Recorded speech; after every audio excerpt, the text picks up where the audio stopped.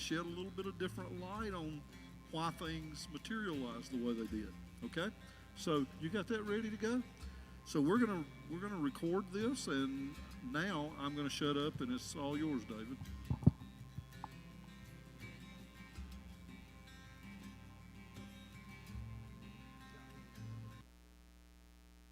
Okay. So he said something about not booing and doing all that. That's just during the video. That's not during what we're doing here. What we're doing here is we're going to have a semi-script reading. Does anybody here want to be in part of drama? We're going to try and start a drama group here. Is anybody interested in drama or doing acting or anything like that? Come on, get those hands up. Anybody? Never done it before? That's okay. You'll fit right in then. I know, my son, obviously, and some of my children but we'd like to get this started. So this is kind of like an audition, so to speak. But I'm going to need 4 people, right? We're going to need 4 people to help do this. We're doing a little short script about the story of Esther. And it's going to have 5 characters. Neil's going to be the royal messenger. Yay, Neil. What? Royal messenger, yeah. So anyway, so what I need is 3 male volunteers and 1 female. I saw Kevin's hand go up real quick and back down. Everyone who wants to do it, sit down. Okay, great. Thanks. I got you. You want to do it? You can be Esther. Come on up. Who raised your hand? Come on up here. Everybody give Lily a big hand. All right, I need 3 guys. 3 guys. You want to do it? Kevin, you can do it? Let's get Tama. No? Well, I saw Robert raise his hand. What was that all about? We have a troop of knots here. A troop of knots here. Okay, before you touch anything here, I want to explain. This is going to be Esther according to the Knott family. That's exactly right. Okay. So I'm gonna be the narrator, and I'm gonna read this script. I'm gonna narrate this, and what's gonna happen is, when we get to a line, you're gonna be Esther. You're gonna stand here. Who's gonna be? You can be the king. You'll be standing here. You'll be Haman. You're going to be right there, and then you'll be Mordecai. Are we doing this yet? Oh. Okay. So here's the way this is going to work. I'm going to read the narration part, and then when it gets to be your line, I'm going to tell you the number, and you pick it up. You want to kind of do this, relatively quickly, but like for Mordecai, when it comes to your part, I will let you know. Yeah, you can go ahead and put that on. There's Mordecai. This is Esther. Oh, isn't she pretty? Exactly. And this is Haman. And this will be the king. There's your scepter right there. Okay. So, for those who wish to participate, we do have some. This would be better for Haman, right? Okay. Here's a noise maker. You can blow that. Nobody's had their mouth on it for very long. You can blow that this one for Haman. And then we've got some. Anybody want to do a tambourine? You can grab a tambourine. That would be for Mordecai.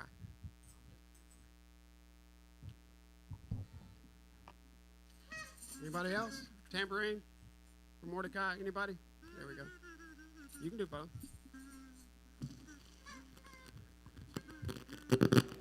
There are no set rules here, so if you blow the thing for Mordecai and the tambourine for Haman, it's okay. Anybody else? Any more tambourines? Tambourines for the good guys. Tambourines for the good guys. Here we go. Get one there. Okay. So what we're going to try to do, y'all look great. Did somebody get a picture of that? Trying to figure out what's making all that noise, and that microphone never makes noise. Probably me. The green. Hello. Okay. So we're good. All right. So once I start reading,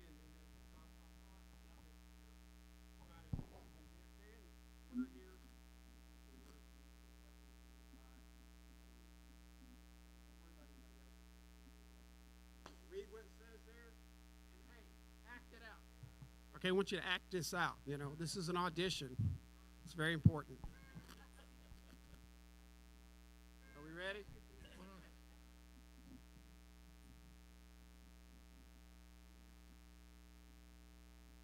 You're doing a mic check. Okay.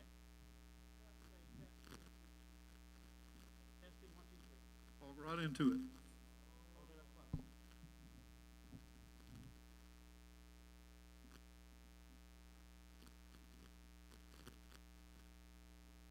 What color is it?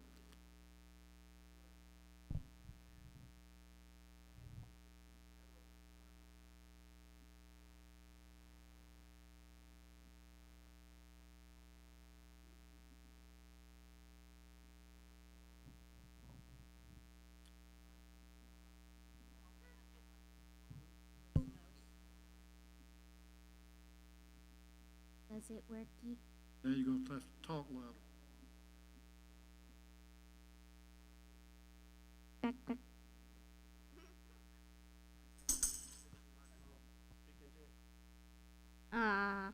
It's working.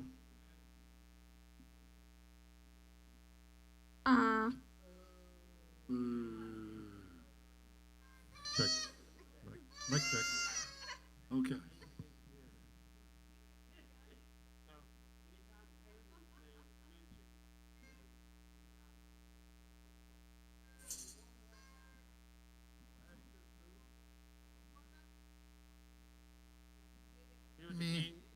Whatever you want to come give him a hug, you can do that. It's okay. Whatever you want to do. This is total improv. Everybody except her. Hi-yo. Oh, the dad joke competition is still going on, as a matter of fact. Okay, are you ready? We're ready. Today you're going to hear a story about a beautiful young lady named Esther, who had great courage. Every spring, all around the world, Jews celebrate Purim, a holiday to remind them of a time when the Jewish people living in Persia were saved from being killed. They fast, they have a feast, and retell the story of how they were saved.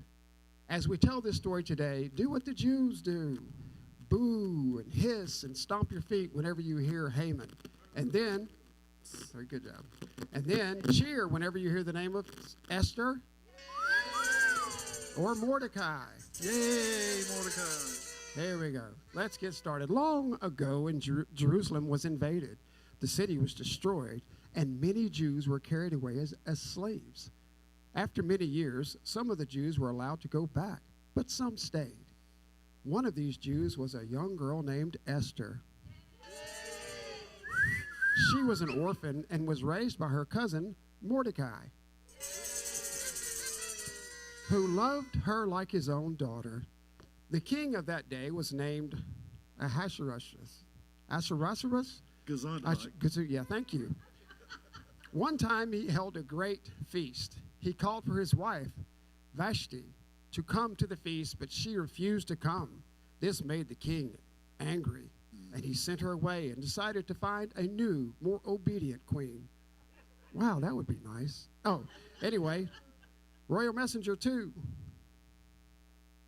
The king desires a new queen. All beautiful young women are to be brought to the palace.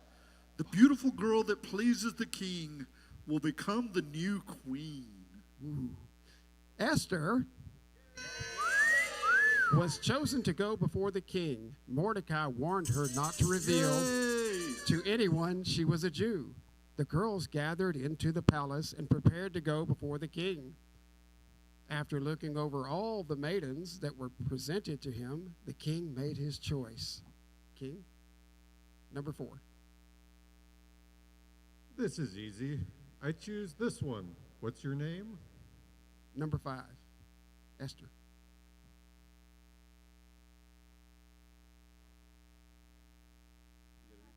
Esther. My name is Esther. I am honored by you to be your queen. Esther becomes the queen and lives in the palace. She is kind, good person who finds favor with everyone. Later, Mordecai comes to speak with her.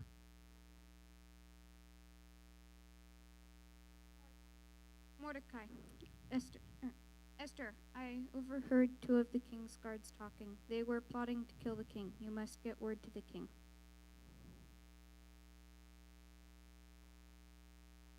Esther, do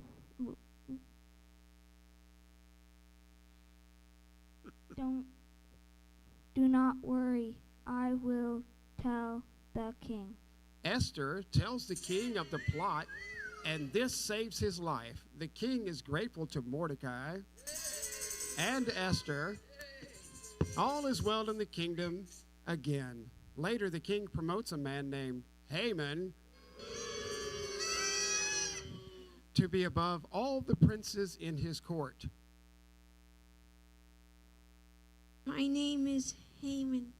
Boo! I am the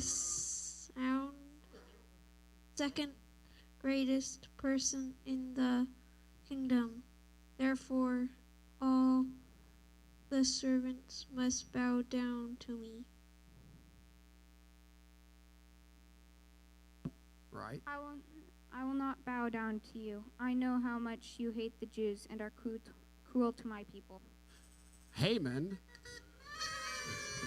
is so mad that Mordecai won't bow down to him. He wants to punish all the Jews. Lots were cast in the first month to determine that they would be killed in the 12th month. Haman tells the king of his plan. My king, I have found that some people in our kingdom do not keep all the king's laws. If it pleases you,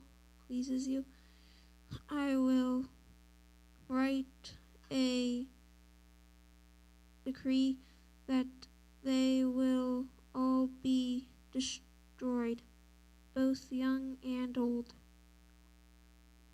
little children and women, in one day. If you will let me do this, I will pay a large amount of silver into the treasuries. Everyone should obey the laws. Do what you think is best. Haman writes the decree, and it is sent throughout the kingdom. When Mordecai hears of this, he tears his clothes, puts on sackcloth and ashes, and begins to wail and mourn, as do other Jews in the province.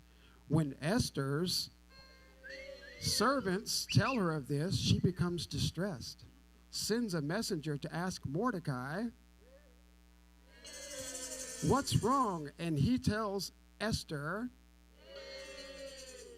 Esther, you must help your people. Haman is going to kill all of the Jews. You must speak to the king.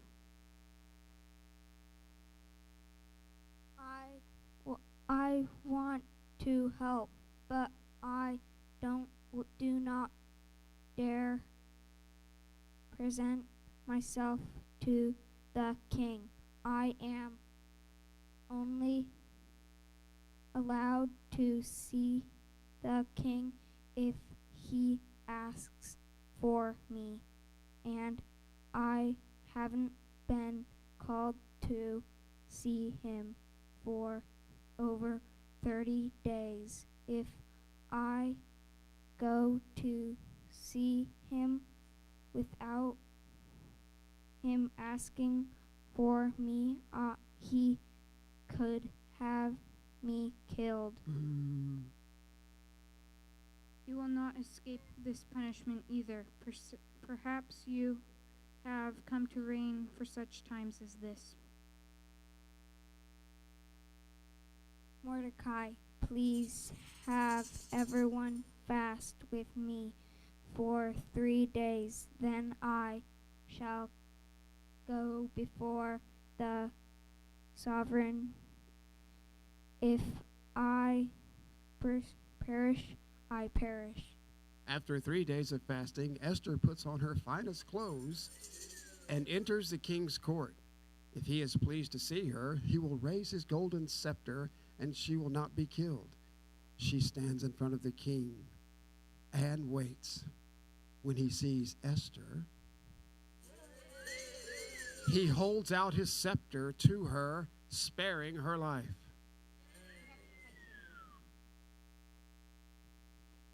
Esther, what is your request? I offer you whatever you want, up to half of the kingdom.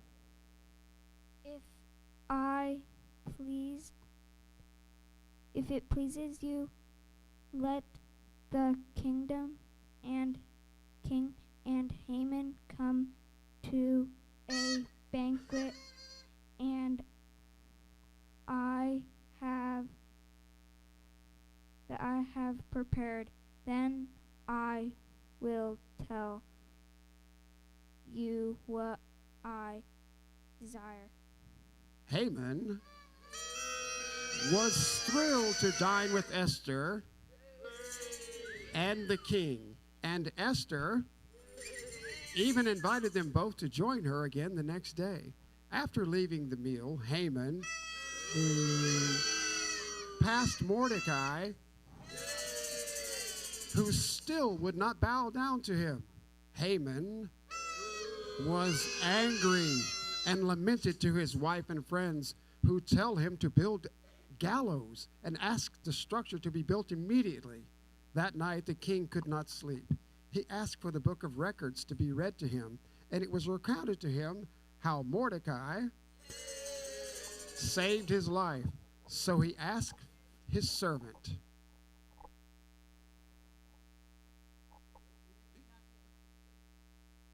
Okay. 24. Haman, what should be done for a man that pleases the king? 24. Is it? Was Mordecai ever rewarded for this? No, nothing was done for him. The next morning, Haman enters the court hoping to speak to the king about hanging Mordecai from the newly built gallows. The king asks, Haman, what should be done for a man that pleases the king? Haman believes the king is talking about him.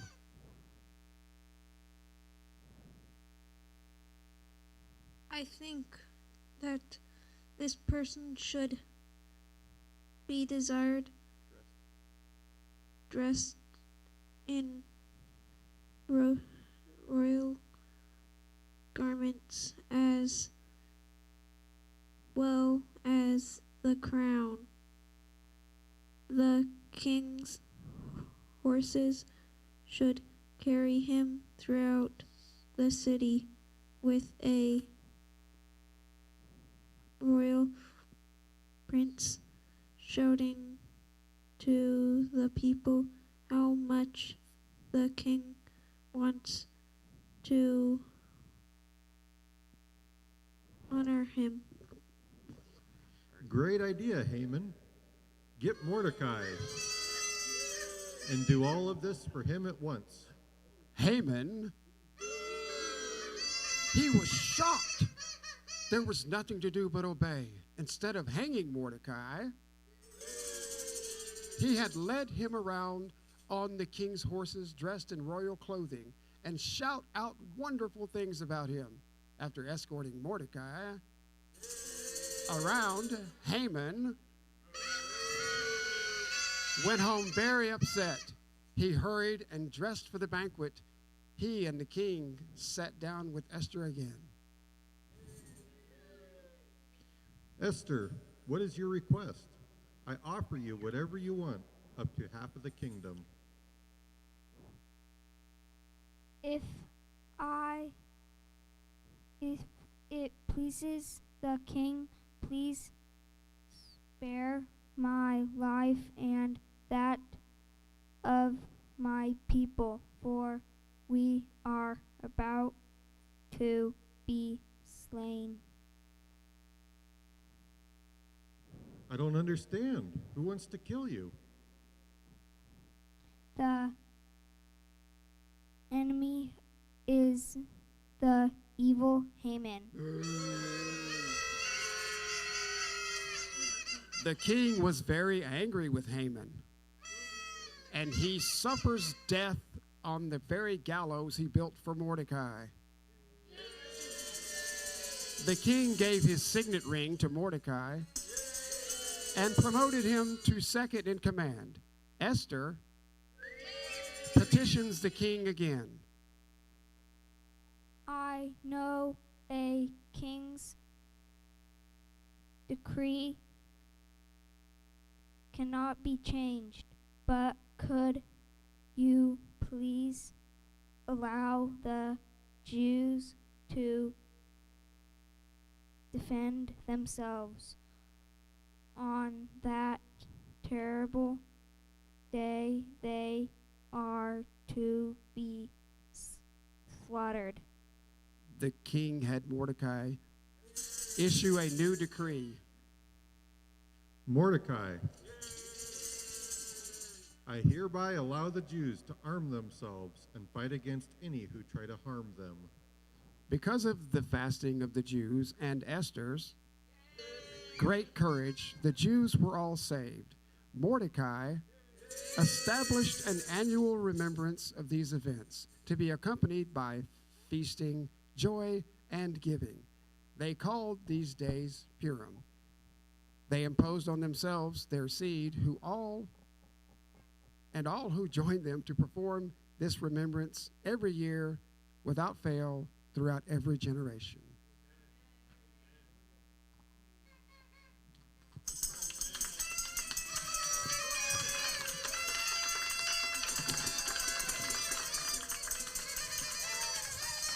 Thanks, guys. Y'all did great. Very good. In all seriousness, having done acting before, getting a cold read like that, you did great. You did wonderful. So what we're going to try to do in the future, like I said, is maybe put together some kind of plays and stuff if anybody's interested in doing that. We'll try to get some kind of acting classes or things going on as well, to help people to get more used to it. But thanks. Appreciate you guys.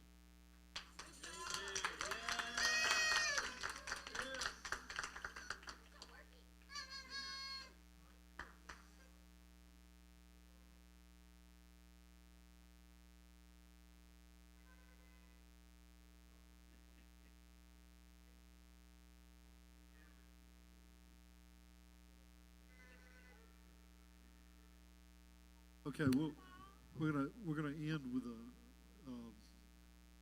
after this video, we're gonna end with a little short trivia game. Okay, all right. Let me give me just a second to change my. Alrighty. Nope, wrong one.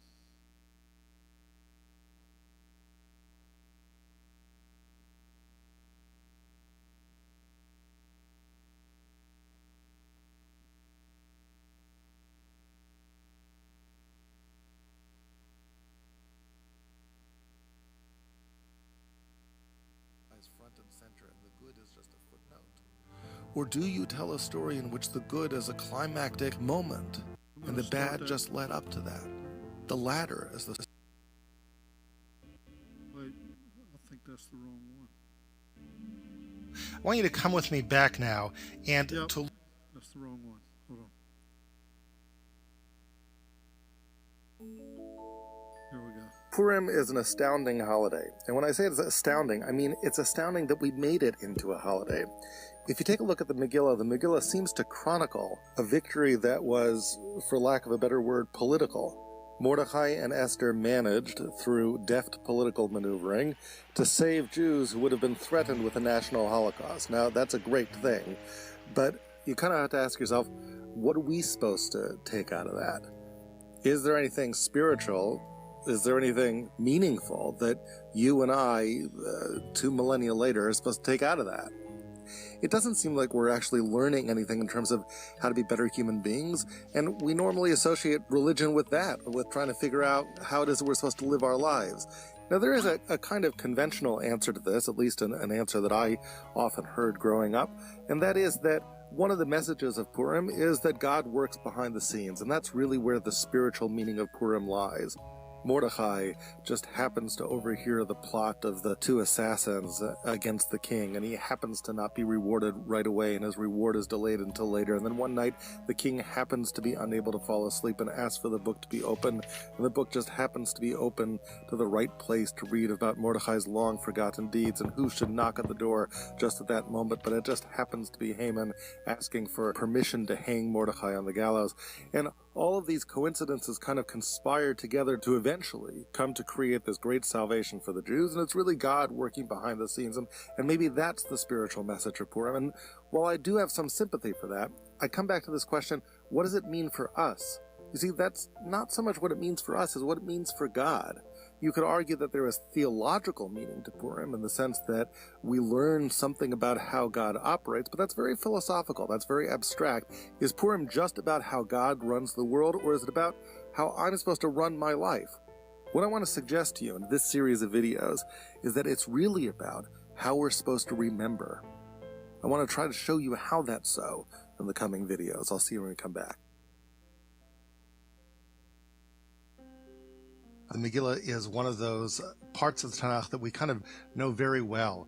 Ever since we've been 4 or 5 or 6 years old, we've been dressing up as Queen Esther and Mordecai, and the story is very, very familiar to us, and it doesn't seem to be all that mysterious. I want to suggest to you today that there are some mysteries just underneath the surface of the text that, if we look at them, will give us a very fascinating insight into kind of what's going on behind the scenes in this story. We're going to play a little game here. We're going to call it If You Were Esther. Okay, so you were Esther and you were going before the king to save the Jews. It's a dangerous kind of mission, and the king doesn't really care much about the Jews. The Jews are not his favorite people in the world. What are you going to use? What's your secret weapon? The answer is, your secret weapon is you. I mean, you are Esther, and the king loves you, right? That's why he married you. You're pretty, you have chen, you have grace. The king just thinks your smile lights up the room, and you would use that. If you want him to save your people, you would ask him as a personal favor, please do it for me, please save my people. And in doing so, if you're thinking to yourself, gee, how is it that I want the king to view himself? How should the king in his own mind, as I'm talking, how do I want him to think about himself?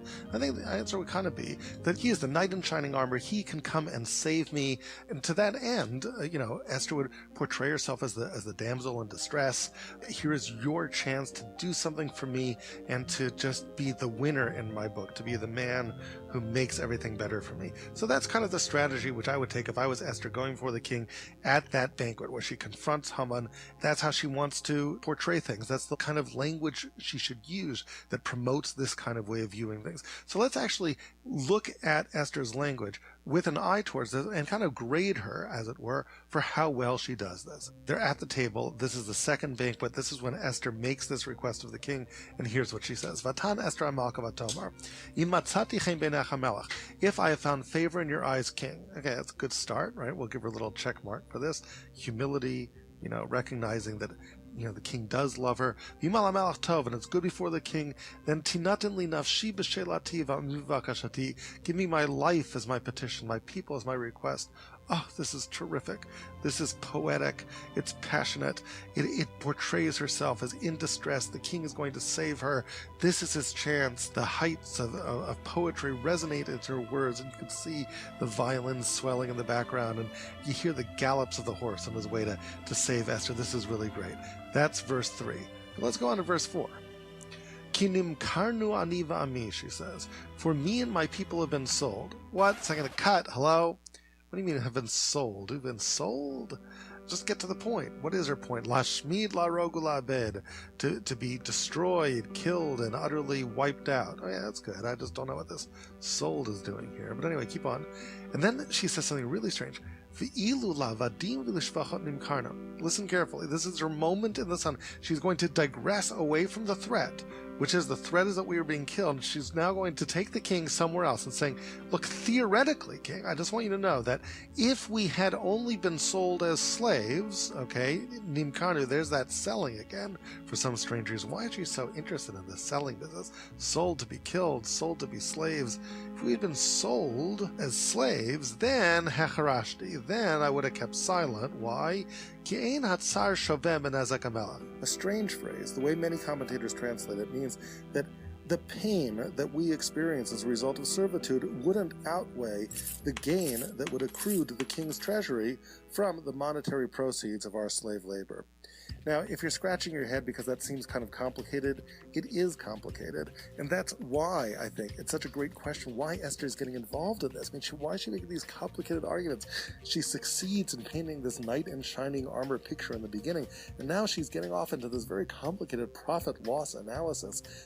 The actuality is that we're being killed. So you don't make any profit, king. Your treasury doesn't make any profit out of our being killed. And if we would annul the decree, it's not like you would lose any profits by annulling that decree. And plus, it's really, really bad for us that we're getting killed. So it's really bad for us, and you don't get anything out of it. And that's why I'm stepping forward. On the other hand, theoretically, had we only been sold as slaves, then you would have gotten something out of it. The king's treasury would have been the beneficiaries of our slave labor. You would have had a little bit of profit. I wouldn't want to deny you that profit. I mean, why is she talking about this? And again, if you had a hard time following this, the point is that it is hard to follow. I mean, I don't know about you, but if I was the king, I was like, oh man, what's going on over here? I'm like confused. I'm not an accountant. Like, go bring in my secretary of the treasury or something and escort this woman away. Why is she doing this? I would say she gets an F for this, maybe a D-. It completely destroys the romance of the situation, which she'd been building up so nicely over here. Why is she doing this? This is mystery number one. Why is Esther talking like an accountant? We're going to come back and see what we can make of that. We are going to look here at Esther's second request to the king. It turns out that her first request actually fails. Often when we read the Megillah, we're not actually aware of this because it looks like Esther succeeds, the king listens to her, and the king kills Haman. But if you look closely, the only thing that happens is the king kills Haman, but the law that Haman had promulgated still remains on the books. So the Jews are just as threatened as they were before, even after Haman dies. In a certain way, Esther is in an even worse position now than she was before, because before she sort of has one thing going for her. What she has going for her is sort of the suspicion that the king might have of this kind of love triangle between her and Haman and the king. Remember, Esther has sort of cleverly invited the king together with Haman to banquet after banquet. And in the middle of those banquets, remember how the king couldn't sleep at night? You sort of wonder why it was he couldn't sleep. Perhaps it was he's wondering, why does the queen keep on inviting Haman to these banquets? And the queen is sort of cultivating this view of Haman as a possible threat, a cultivation which comes to the fore when she fingers Haman and says, it's you were the one who would destroy our people. And the king, who had already been sort of predisposed perhaps towards seeing Haman as a possible threat, as someone who wants his queen, now sees that he's someone who does want his queen, wants his queen dead, but same idea. This man is a threat to my queen, and he kills Haman. But now Esther doesn't have the love triangle anymore. She doesn't have that sort of ace in the hole to play off of Haman. Haman is dead, and the only thing that she has is she has her people, and the people are still threatened, and the king, no friend of the people, and now Esther has to go before the king, and what is she going to do? She just has to beg and plead for the king to do what he didn't do before, which is to erase the decree on the books to destroy Esther's people. And here she goes to the king one last time. Now, if you listen carefully, you will hear that once again The author of the Megillah is echoing, is placing within Esther's words an echo of words that we have from Chumash. See if we can find it. So here's what Esther says to the king. He says, if I found favor in your eyes, then please please repeal Haman's decree. Please repeal Haman's decree. And now she's going to get to the part where she seems to be quoting from words that appeared before. How can I possibly bear to see the evil that would befall my people? Now, if you look at those words carefully, you play them over in your mind, you may recognize those words from somewhere in Breshit. Where do we have those words before? Those exact same words, with the exception of one syllable. Ami gets replaced with Avi, my father. Who said that? The quote actually comes from the story of Joseph and his brothers. Here at the very end of the story of Joseph and his brothers, at the moment when Judah pleads for Benjamin's life. Benjamin has been framed with the silver cup that belongs to Joseph, and Joseph's henchmen have caught up with them, and Judah doesn't know that Benjamin is carrying the silver goblet of the king, and he pledges, he says, whoever has the goblet will die. Nobody stole the goblet. The goblet is then found in Benjamin's sack, and Judah approaches the master Joseph, not knowing that it's his brother, and makes this long impassioned plea, and it ends with this. He says, look, I pledged myself as an orev, as a guarantor for this child Benjamin. My father did not want to send him. My father's soul is bound up with the soul of Benjamin. Ata, and now, Yeshev na abdecha tachat anar, let me be the slave. Hanar ya'ali machav, let the child go back with his brothers to his father. Ki eich ele el aviv anar einenu iti, because how can I go back to my father without the child, without Benjamin? Pen er bara asher yimsatami, lest I see the evil that will befall my father. And these words, pen er bara, an exact echo over here of eich er bara asher yimsa et ami. And again, as I mentioned to you, ami gets changed into the rhyming word avi, right? Eich over here in poetic form, echacha. So it's very clear that Esther seems to be quoting from Genesis. The question is why? Why are we quoting here from the story of Yosef and his brothers?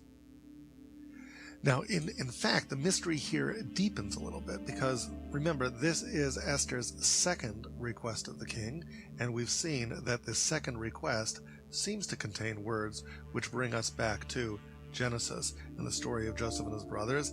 If we now look back at the first request of Esther, the words that we saw before, we're actually going to also see words that bring us back to the story of Joseph and his brothers. Let's go back for a second to the text of Esther's first request to the king, the one where she talked about being sold.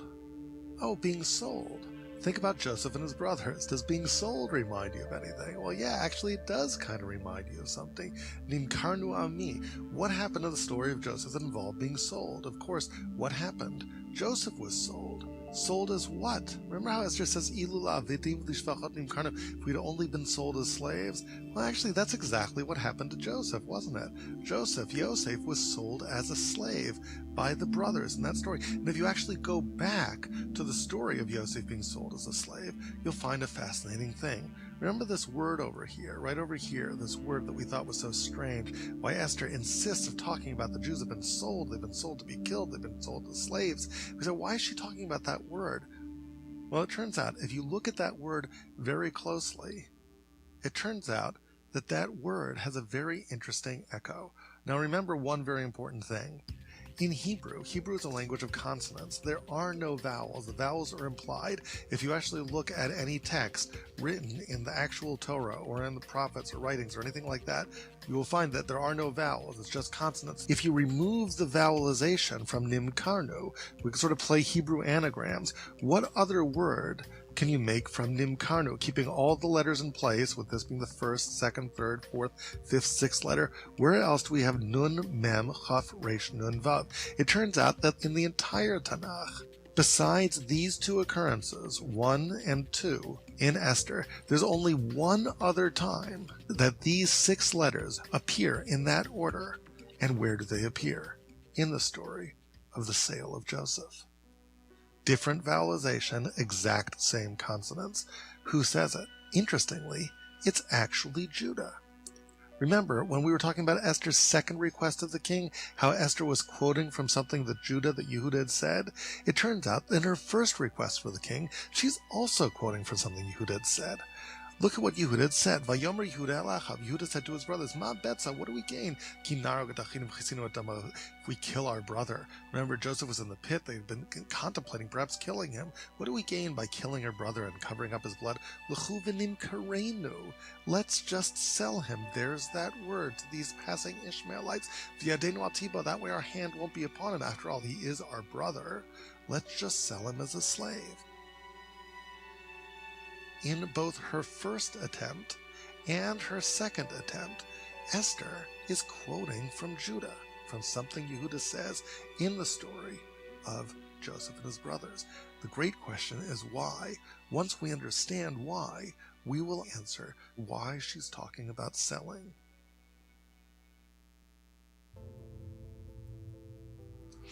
Okay, so I'm going to pause this for just a second and mention to you that this guy's thing that he does, okay, is he goes back and finds where a word or phrase is first mentioned in the Bible, because almost always where it is first mentioned will determine what that word means from then on throughout the rest of the Bible.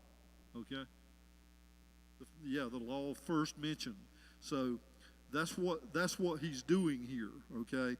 And in a minute you're going to see there's a really neat application to this. So I just wanted to make sure you understood what he's doing. He's going back and finding the phrases that she used and where were they first mentioned in the Torah. Okay.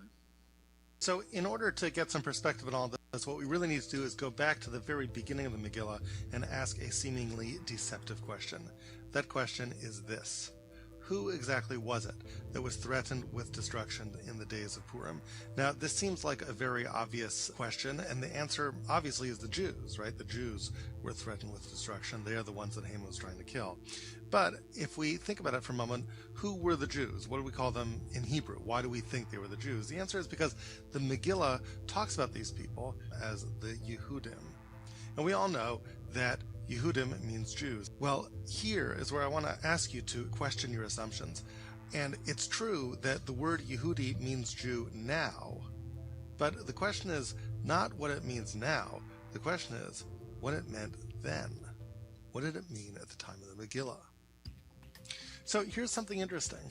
If you look at the entire Bible, and you start with Genesis and Exodus and you go all the way through, you'll actually find that the word Yehudi never ever appears in this whole early part of the Bible. Actually, the first time it appears is all the way down here in books like the book of Esther and in the later part of Kings 2. The question is why, if it means Jew. So then, we were talking about Jews all the way up here. The whole last 4 out of 5 books of the Chumash is talking about Jews. How come the word Yehudi never ever appears over here? And the answer is that the word Yehudi again doesn't mean Jew, not at least in the sense in which we use the word now. What I want to argue is that it actually had a national meaning, more even than a religious meaning. Why is it that it's used over here? What was happening historically here at the end of the book of Kings, the beginning of the book of Esther? Well, around this time, there were actually 2 kingdoms of Israel, right? The northern kingdom, sometimes called the kingdom of Israel, or the kingdom of Ephraim, actually, was one kingdom. And then there was a second kingdom, which is the kingdom of Judah over here. Now, we all know that there were more than just the tribes of Ephraim, for example, from the northern kingdom and Judah, but all the other tribes were incorporated within these kingdoms. Toward the end of the book of Kings, the northern kingdom was actually exiled by the Assyrian Empire over here. And those are the lost 10 tribes, leaving only the southern kingdom, the kingdom of Judah. And that's when you first start hearing this word Yehudi. And the word Yehudi in context doesn't mean a Jew. It actually means a resident of this kingdom, of the kingdom of Judah. And in this way, It actually is more like what it says on your passport than what religion you are, right? In other words, if you were a Yehudi, it meant that your passport said Yehudi on it, right? You were from the kingdom of Yehuda. You were a Judahite, so to speak. Now, of course, later on in the book of Kings, even the kingdom of Judah becomes exiled. Kingdom of Judah is invaded by Babylonia, and the Jews head into exile towards Babylonia. Now, eventually, Babylonia itself gets conquered by the kingdom of Persia. And this, of course, sets up the Purim story. So in Persia, who do you have? You have all these exiles from the kingdom of Judah. You have all of these Yehudim. Now, who's in the kingdom of Judah? It's not just Judah. There's actually probably stragglers from all the tribes, but it's mainly Judah. And then there's one little small tribe that's there aside from Judah. Territorially, along with Judah in this area, actually is, believe it or not, the tribe of Benjamin. Oh, Benjamin, isn't that interesting? We've been talking about stories involving Judah and Benjamin, the original Judah and Benjamin, the people for whom these tribes are named. Okay, so now let's place ourselves for a minute in the Persian Empire, and we say, okay, come back to this question. Who was threatened with destruction in the days of Purim? Who was it that Haman was trying to kill? Well, Haman was trying to kill all of the Yehudim. He wants to get rid of the nationality, these remnants of the nation of Judah. But it sets up a very interesting situation, because whereas Haman doesn't care about the personal tribal affiliations of any individual person within this kingdom of Judah, the Yehudim themselves would have known their tribal affiliations. And that sets up a very interesting thing in the Megillah itself. Let's take a look at how Mordecai is introduced here. Ish Yehudi haya b'Shushan Abiyah. Now, we normally translate that as there was a certain Jew, but I'm now arguing to you that this is actually an inaccurate translation. Let's translate it properly. What does it really mean? There was a certain man from the kingdom of Judah who lived in Shushan, and who was he? His name was Mordecai. But then it continues and it gives you his lineage. Let's pay attention to that lineage and not just space out. Let's actually listen to what he says. To Shmo Mordecai, his name was Mordecai, ben Yair, ben Shimi, ben Kish, Ish Yemini. Oh, look at that. He was from the tribe of Benjamin. He was a Benjamite. So even though he was a Yehudi to all external appearances, he was part of the nation of Judah, but his tribal affiliation was that he was an Ish Yemini. So here's this man with a sort of dual identity, an Ish Yehudi on the one hand, an Ish Yemini on the other hand, and that sets up a tension right at the heart of the Megillah. So who is Esther? Esther is Mordecai's cousin. They both had this sort of national affiliation with the kingdom of Judah, as the next verse says, Asher Haglam Yerushalayim Magola, Asher Haglasayim Yechonia Melech Yehuda. He was part of the exiles who were exiled with the king of Judah. So they were all part of this Judahite nation, but nevertheless, they were Benjamites. As long as the interests of Benjamin, on the one hand, and the Judahites, on the other hand, converge, so everything's great. But what if those interests don't converge? And that's what starts happening over here. Mordecai hears about this terrible decree that's going to affect all the people from Judah. There's a Benjamite queen in the palace. He tells her, don't just look at yourself as this little girl from Benjamin who could save herself and a little bit of the tribe. Don't think that you, among all of these Yehudim, that you're going to survive and huddle together with your close friends and family, these Benjamin stragglers in the palace. No, if you keep silent at this time and let the other side of the family disappear. Remember, these are two sides of the family. Judah from the children of Leia, Benjamin from the children of Rachel. Right? Bad things happen between the children of Rachel and children of Leia. There's a past here, and Esther remembers the past. And if you keep silent and just let these Judahites disappear and just focus on your narrow parochial interests, God's going to make sure they're saved anyway.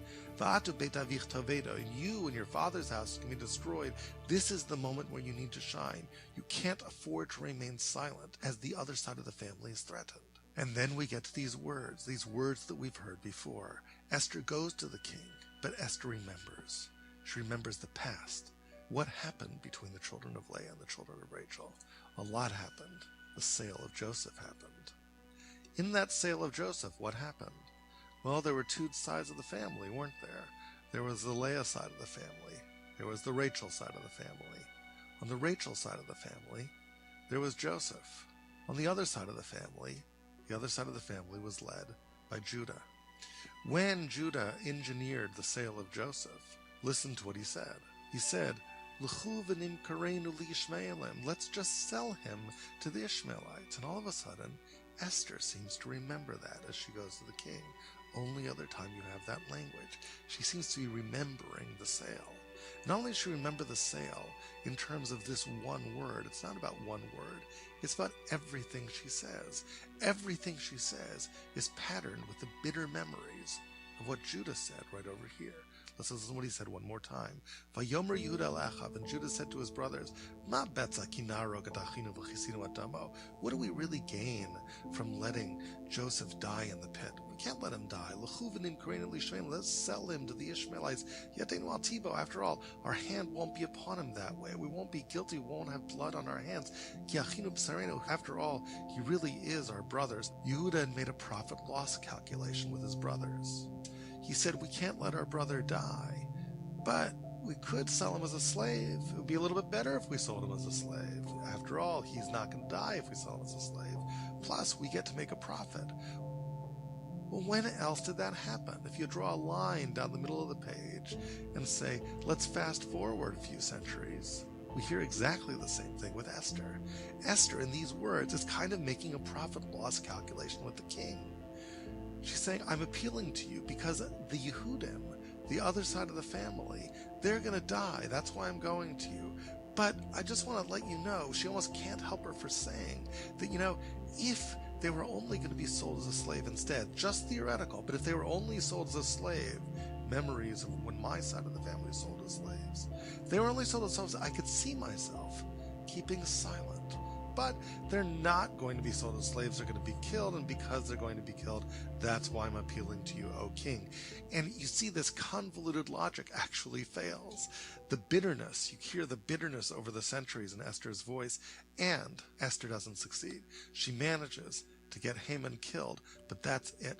The decree against the Jews is still going to happen. And at this point, if the Megillah had ended here, right after Esther's first appeal to the king, it would not have been a holiday, it would have been a Holocaust. The Jews would have all been destroyed. The reason why it's a holiday was because Esther had one more chance. I want you to come with me back now and to look at Yehuda's confrontation with Yosef, which forms the basis for Esther's second confrontation with Achashverosh. Let's just read through it. This is Yehuda. This is the person who sold Yosef as a slave, engineered the sale, and now Yehuda makes this impassioned plea. And listen to this plea. He starts retelling to this high Egyptian official everything that happened back in Egypt. My father, at that time, he didn't want to send Benjamin. He told us, Atam yadat, you know kishnayim yada liishti, that my wife only gave birth to 2 children. I want you to think about that for a moment. You know that my wife only gave birth to 2 children? How many children did Yaakov had? Yaakov had 12 children. What's he only talking about 2 children now? The answer is, which wife is he talking about? My wife. My wife over here is Rachel, but it's almost as if he's not counting Leia at all. I mean, look how difficult it is for Yehuda, child of Leia, to say this. My wife only gave birth to 2 children, as if Leia hadn't even existed. The sense that Leia's children didn't count might have been one of the reasons why they were so willing to throw Yosef in the pit years before. And now he has to come face to face with that reality again. My father told us, you know that I only had 2 children from my wife. Vayetza echad meiti. Right? How difficult is this for him to say? And one left me, and I don't know what happened to him. Lo yiti vasena. I haven't seen him since then. But now you're going to take this last child from me? If that happens, if I go back to my father, Yehuda says, Vanara einenu itanu, and this child is no longer with us, nafsho kshura b'nafsho. My father's soul is bound up with the soul of Benjamin. He loves him more than anyone, because he loves his mother more than anyone, more than my mother, and therefore he loves him more than me. And therefore, he has a bargain to make with him.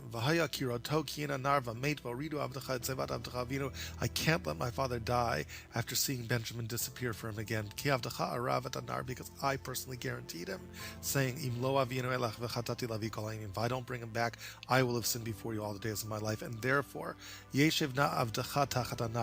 will be the slave, and let him, the thief, let Benjamin go back with his brothers, because my father would want it that way. He would want him more than me. And even though there was a time when I didn't kill him, but I allowed him to languish as a slave, once again, he has this situation where, okay, he's not going to die, this child of Rachel, but maybe he should just be a slave. Years before, Yehuda said yes to this, but now he's saying no. He says, because how could I possibly go back to my father without this child? Pen bara asher yimsa adavi, lest I see the evil, the terrible things that will befall my father. And of course, these are the words that Esther mimics years later. And why is Esther mimicking that years later? Because remember how Esther remembered very well the sale of Joseph. It poisoned her words to the king the first time she went to the king. Now, the second time she goes to the king, she remembers the sale of Joseph one more time. Not just the beginning of the story, she remembers the end of the story. Pen era bara asher yimsa davi. And hear Esther's words. And what is happening over here? Esther is the child of who? Esther is the child of Benjamin.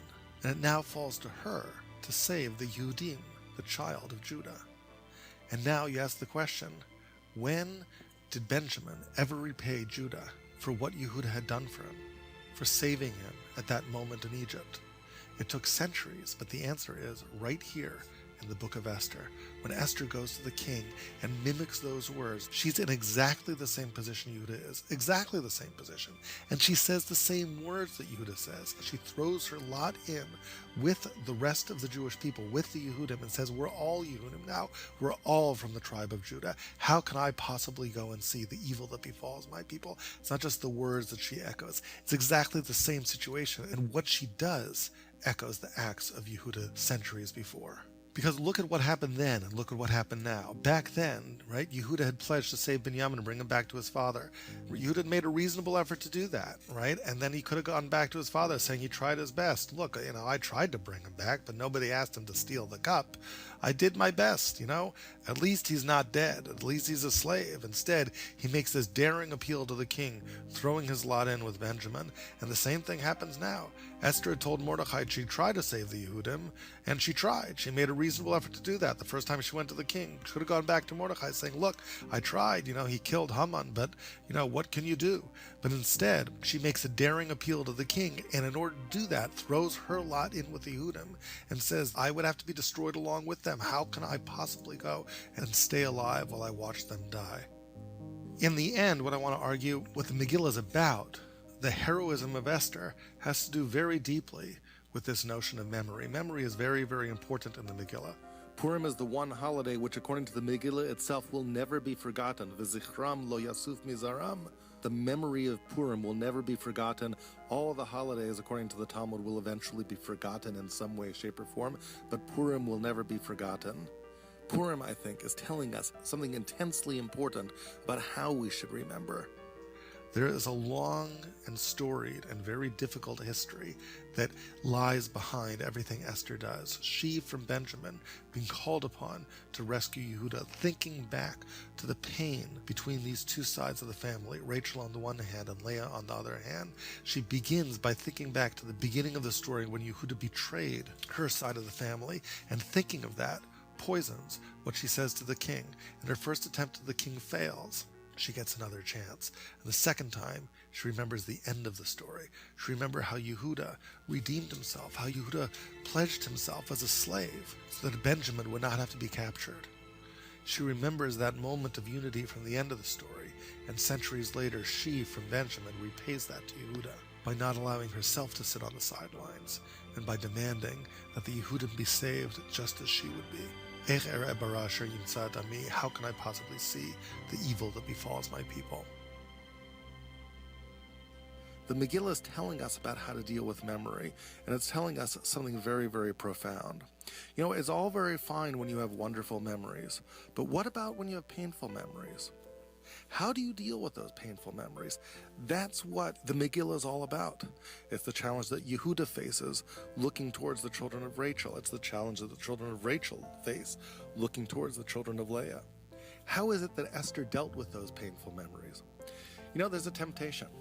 The temptation is to turn your back on memory, to say memory doesn't matter, to take the painful times and say the painful times don't matter, I do not need to remember them. All I need to do is remember the happy times. Isn't that the easiest way to go forward? I think the Megillah teaches you it might be the easiest way, but it doesn't work. Esther remembers the painful part of Benjamin's relationship with Judah. They're very much there. There's so much there that they poison her first audience with the king. But maybe that's necessary. Maybe you have to go through it. You have to really remember the bad things. And you have to remember the good things. And then you have to tell yourself a story. Memory is that choice. You have to remember the bad, and you have to remember the good. But how do you string them together?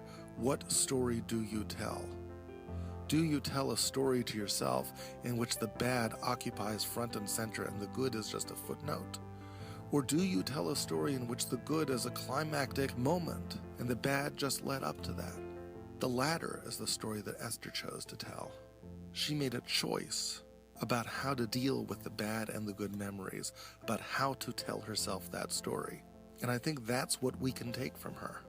That idea that to be faithful to memory means to remember everything. We have the choice as to how we tell that story. We can color our stories, and we have the power to make good out of them.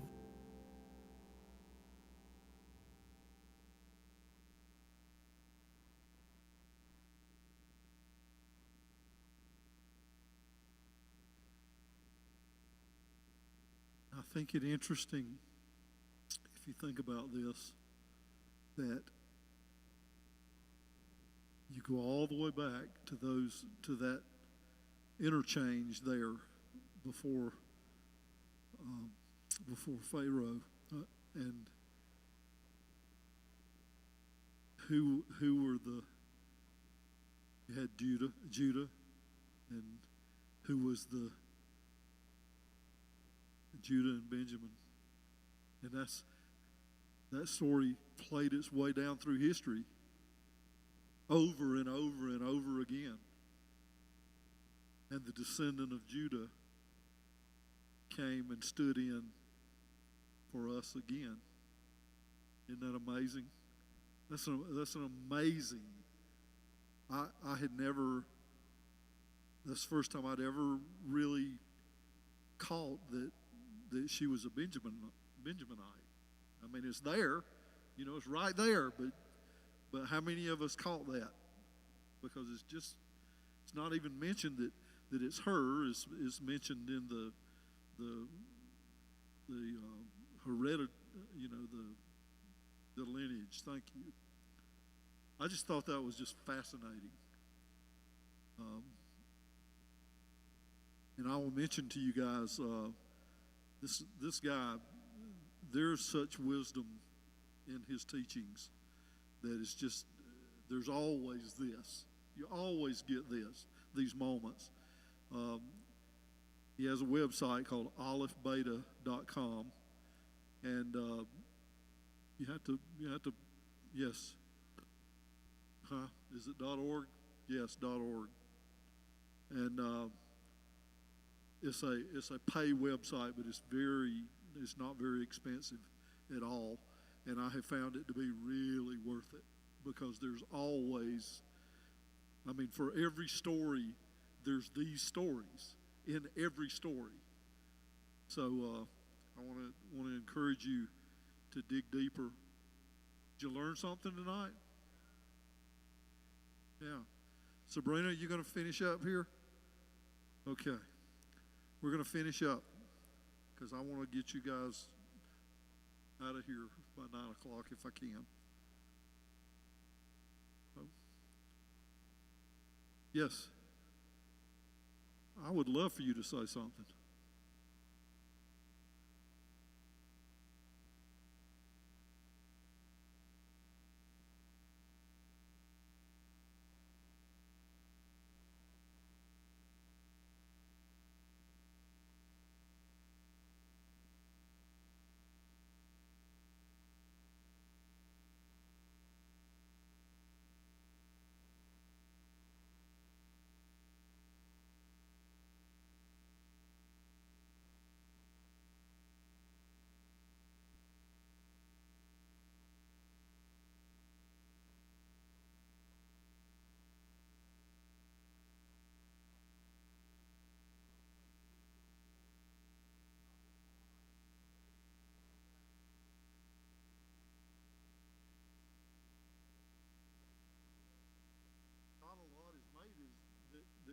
slavery. You know, it's just not a lot is made about that. But it is real important to, you know, it was really cool how he, during the third video, I think it is, the third of these 5, he mentioned how the dispersal took place, that, you know, the northern tribes were taken up into Assyria, and then some years later, the southern tribes were taken to Babylon. It's really very, you know, those things. It's really important to understand those histories are our history, whether we know it or not. It's our history. So, okay, Sabrina, I'm gonna stop, unless somebody else has. Yes, Carol.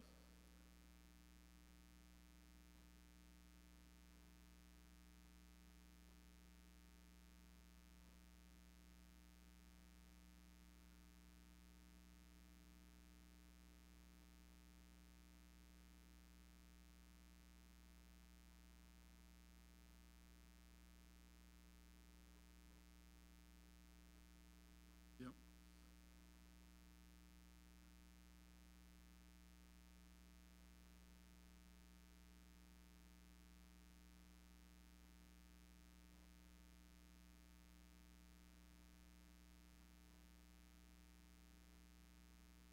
Yeah.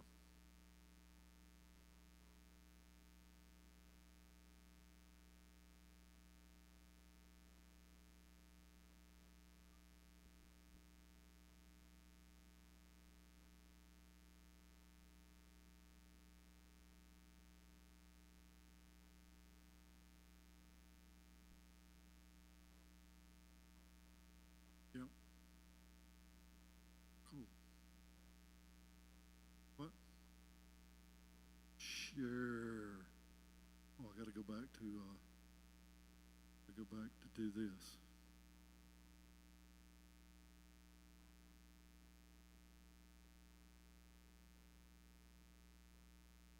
Muted my own mic. Okay, so while he's getting this set up and ready, I'll just set this up for you guys, just for fun. Since you all think you learned so much, we're going to see how close you were paying attention all night. So we're going to have a little competition here. Since we already have a division, we're going to put this side of the room against this side of the room. And I don't know, y'all want to have a spokesperson for each side and y'all concur and give answers first, or how do y'all, that's up to y'all. Do y'all want to do that, just have a spokesperson, or do we want to have just raised hands, or?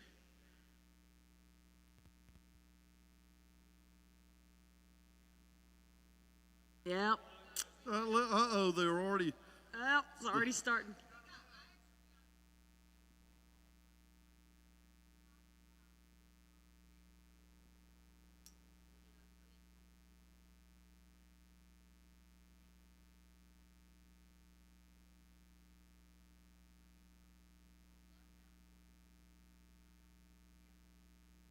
Yeah.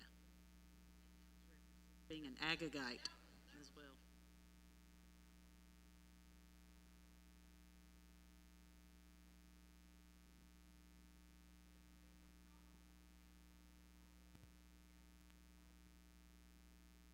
All right, so I think I'm just gonna designate then, since they're in the front row, we're gonna let Janelle be the spokesperson for this side, Yvonne on this side.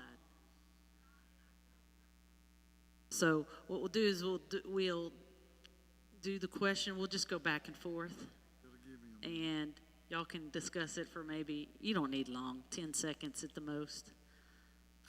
And then we'll see who does better. We're not keeping score, actually. That's right. Is it not working? Give him a second. I had to send him the file because my computer is not wanting to hook up to the screen properly. Really? So basically, these questions, some of them were in the little skit, some of them were in the presentation, some of them weren't anywhere. You just have to happen to know them. If you've ever read the story before. Oh, really?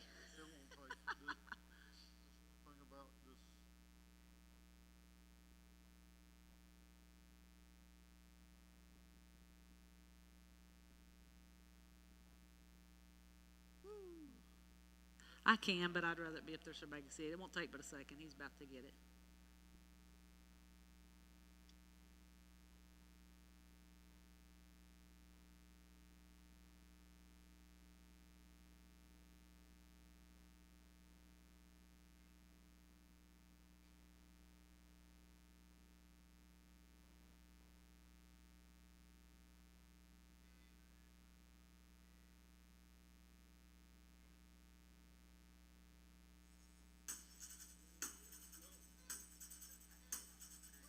Got the first screen. There we go. There we go. Okay, you can go ahead and go to the first slide. Okay, so we're going to start over here. So question number 1 is, where did the story of Esther take place? I mean, the physical, geographical location that it was named. Wait, shh, not your turn. Hold on.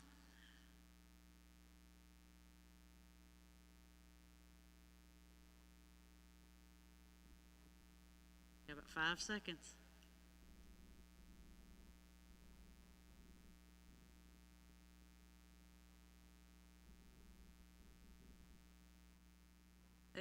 It'll reveal, but you got to speak it. Then we'll see. That's the city. That's the capital. What? Okay, go ahead. Yep, Persia. All right, so now we're going to go to this side. What is the modern day name of that place? Wait, y'all discuss and let one answer.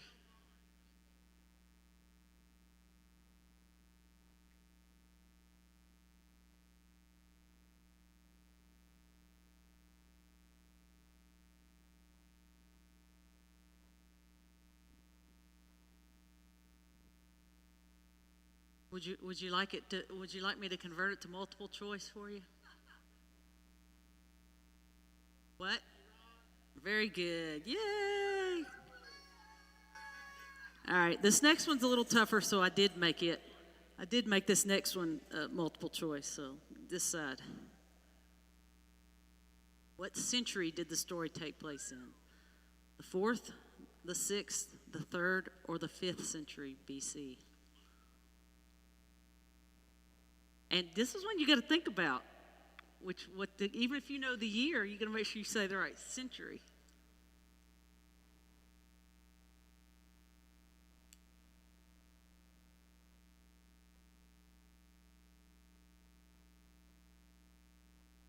That's right. It was around 470, 480s. That's the time frame. That was. Okay. Back to this side. Okay, on Purim, the Jews read the Megillah. What does this mean? What does this word mean, basically?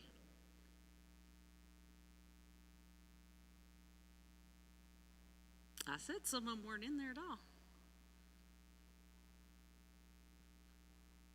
Luck of the draw.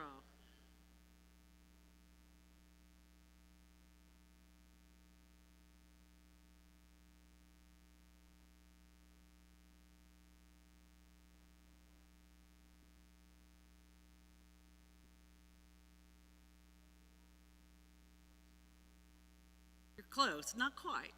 It's a specific word. That's pretty close,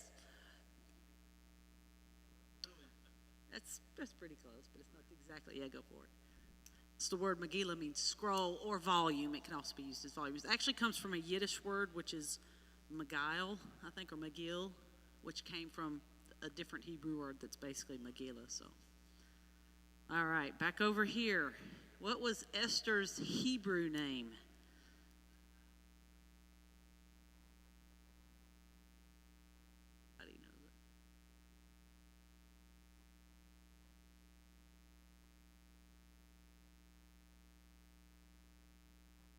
My opinion, one of the more beautiful. Very good. I was going to say one of the more beautiful Hebrew names.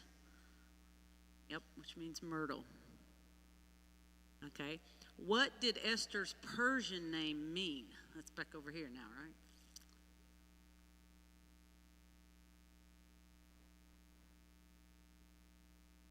Is that your final answer? Yep. Okay, now it gets trickier for this side. What does Esther's Persian name mean? The root word that this word makes up, what does it mean in Hebrew?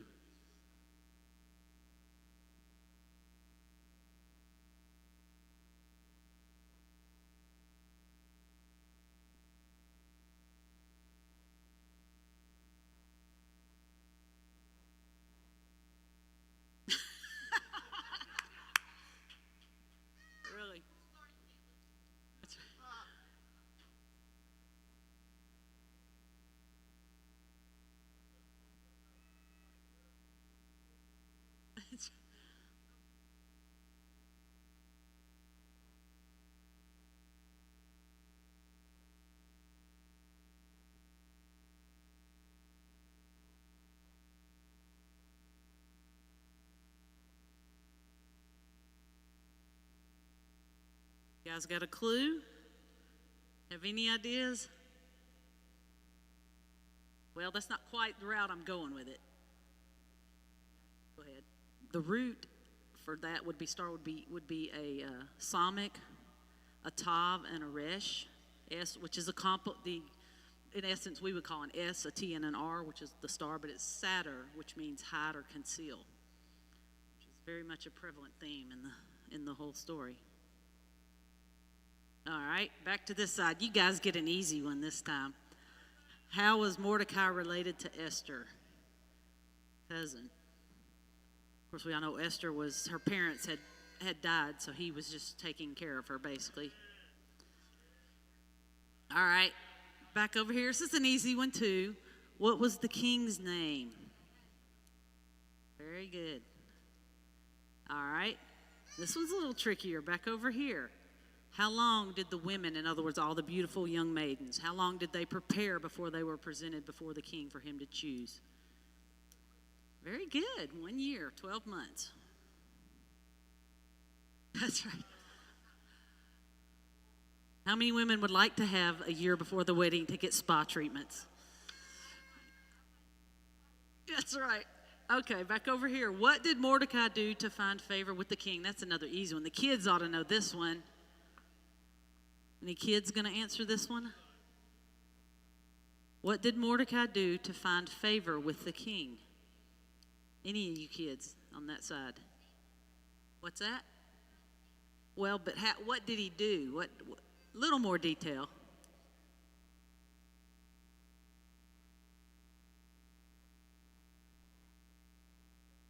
Very good, Eli. All right. We got kids on this side too, so y'all should be able to answer this one. Why did Haman hate Mordecai? Well, kid at heart, you know. Yep. You're going too fast. Yeah, don't look. Okay, so back on this side. I wonder if the kids know this one too. You might remember this one. How many banquets did Esther invite the king and Haman to? Very good. All right, back on this side. Nobody was looking a while ago, right?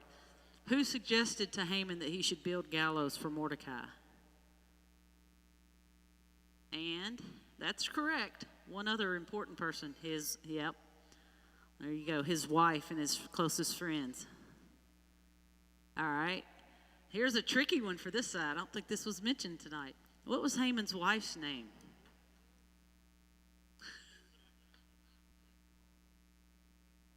Mrs. Haman? No.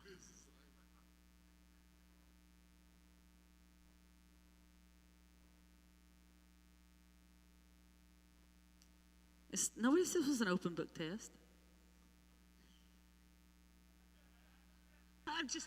I'm teasing you anyway. Yeah, it's your turn. Have a clue on this side?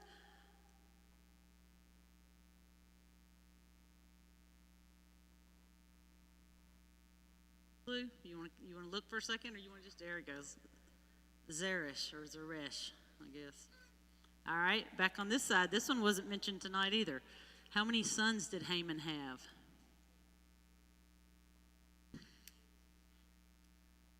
Very good, 10. All right, back on this side. How long did, the kids ought to know this one too. How long did Esther and the Jews fast? 3 days. Very good, guys. And just to add to that, Esther actually asked them to do it. She decreed the fast for the people. They didn't just, she did it as well, and all her servants. So, yeah. Okay, back on this side. What does Purim mean? That's right. It's actually a plural. Well, we'll go to the answer. Actually, it's It means lots. It's the plural form of pure, because what Haman did was, that's part of the story that a lot of people don't bring up, which to me is intriguing.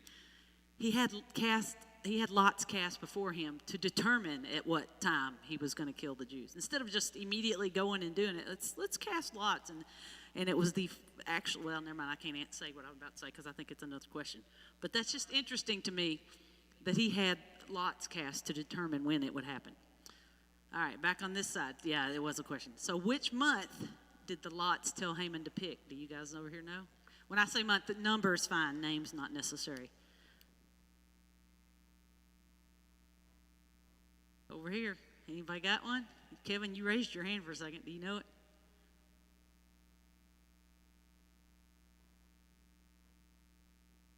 Yep, the 12th month. It's the month of Adar.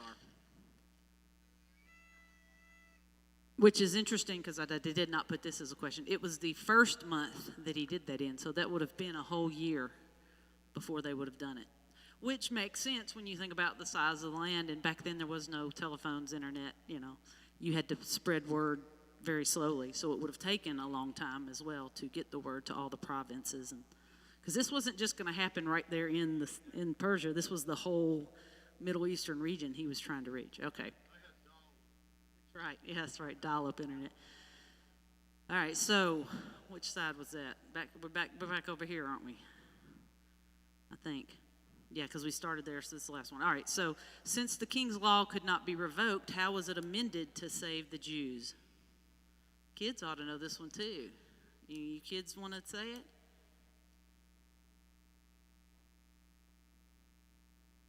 Right, because here's the thing too. They wouldn't have necessarily known the date at that point. So it told them the date and allowed them to protect themselves. So very good. You guys did good. We got basically all of them right, didn't we? We'll declare it a tie, 10 to 10. It's a tie, 10 to 10. Good job, y'all.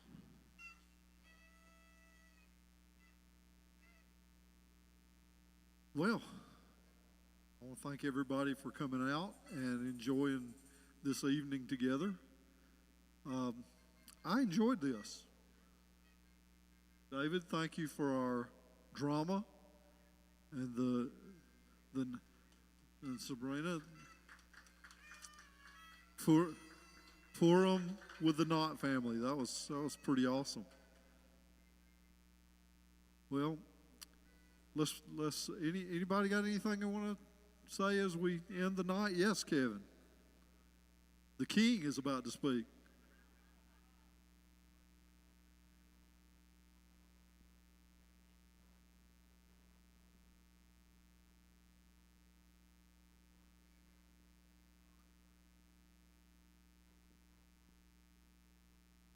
Just to add to that, which made me remember we were talking about this earlier, is that Esther is noted as being a book that does not mention the name of God at all. And it's a little bit evident, I would believe, it's just my opinion, but that Mordecai and Esther were not necessarily overly religious Jews. They had assimilated into the Persian culture, So, the fact that she didn't, even though she kept it secret, it's obvious it wasn't evident that she was a Jew. And I just think it's interesting. It just goes to show you how the Father can use, we always think, oh, God uses believers to do things. He can use non-believers or a rock or a donkey or whatever, a stick. It doesn't matter. He can use who he wants, when he wants, how he wants. So,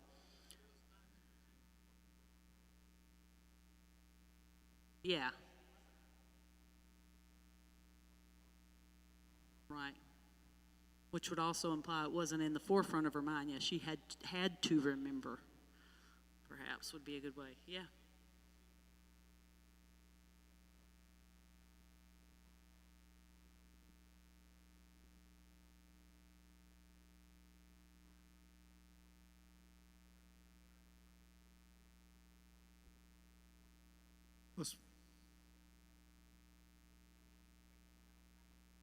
If you want to, I guess. I don't know why you want to answer. That's your question. Yeah. Yes. Sure.